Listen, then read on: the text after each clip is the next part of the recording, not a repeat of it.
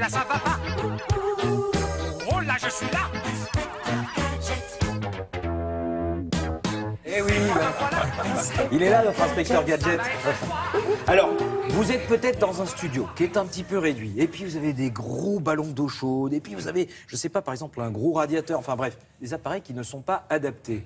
Heureusement, Philippe Collignon, lui, a les appareils qu'il vous faut, des appareils intelligents, smart comme vous. Quoi, et qui ne sont pas des gadgets. Qui ne sont pas des gadgets. Alors effectivement, le cumulus est souvent rond, ça rentre, il y a de la perte de place. Donc là, je vous propose quelque chose qui rentre, qui peut se mettre soit à l'horizontale, soit à la verticale, qui ne consomme pas une électricité démente. Je vous propose aussi un radiateur, fini les grille-pains, vous savez, les fameux radiateurs qui mangent de l'énergie. Vous les allumez, ils chauffent, vous les éteignez, c'est tout de suite froid. Non, on va prendre des radiateurs à inertie thermique, mais aussi d'éco, parce que souvent c'est moche. Inertie thermique, ça sous-entend que même lorsqu'il est éteint, il continue à diffuser. Exactement, parce qu'il y a un corps en fonte, c'est ça qui est intéressant. Et puis surtout dans les petites surfaces, quand on s'adresse aux petites surfaces ce matin, l'air est souvent vicié si on n'aère pas facilement son intérieur, mais aussi il n'y a pas de VMC, souvent, vous savez, cette fameuse extraction d'air. Ventilation mécanique. Compressée. C'est quoi VMC? Ventilation mécanique et le C, je ne sais plus. Circulatoire. Bon, si vous avez une idée, c'est le truc blanc dans la salle de bain, quoi. Ventilation mécanique, oui, de circulation peut-être. Peut-être. Voilà. Mais en tout cas, vous savez, dans les immeubles récents, il y a ça. Donc ça vous change l'air régulièrement. Et souvent, dans les petites pièces, on ne l'a pas. Donc je vous propose un petit appareil qui va à la fois fixer l'air vicié, mais aussi fixer le formaldéhyde. Vous savez, tout ce qui est dégagé par les plastiques et qui sont toxiques. C'est vrai, beaucoup de tout formaldéhyde. petit et c'est très pratique. Vous allez voir 3 appareils, presque tout en un, pour mettre en valeur ces petites surfaces qui souvent, on ne sait pas trop comment faire. Regardez. Si vous souhaitez profiter d'un certain confort, même pour de toutes petites surfaces, j'ai la solution. De petits appareils intelligents, économiques et parfois écologiques. On ouvre le bal avec un chauffe-eau ultra plat. On a souvent l'habitude de voir un gros ballon cylindrique qui prend beaucoup de place.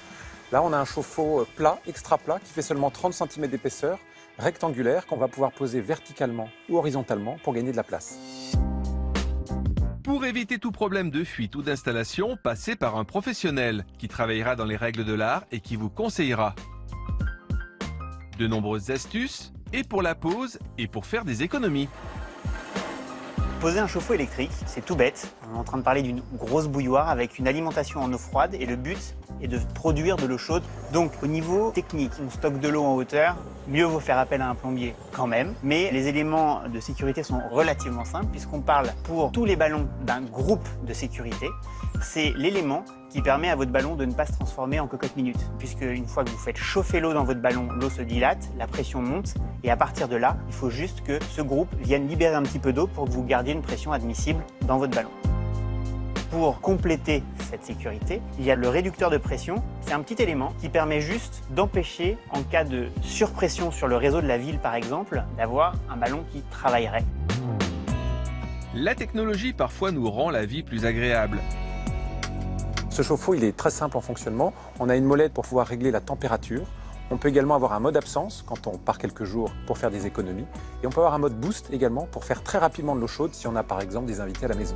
La capacité de ce chauffe-eau est de 40 litres. Ça correspond à peu près à 1 ou 2 personnes. Et c'est un chauffe-eau qui est équipé de 2 réservoirs à l'intérieur qui se chauffent l'un après l'autre. Pas de place pour installer un radiateur, misez sur l'ultra mince. Il existe aujourd'hui des radiateurs extra plats et très faibles en hauteur. Celui qu'on propose là fait 30 cm de haut et donc peut facilement s'intégrer sous une fenêtre.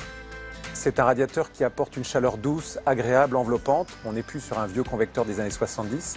Et puis c'est un radiateur qui est connecté. Donc avec votre smartphone, vous pouvez le piloter à distance, le programmer et même mesurer vos économies. Et enfin, un mini purificateur d'air compact et connecté utilisant un procédé unique de photocatalyse.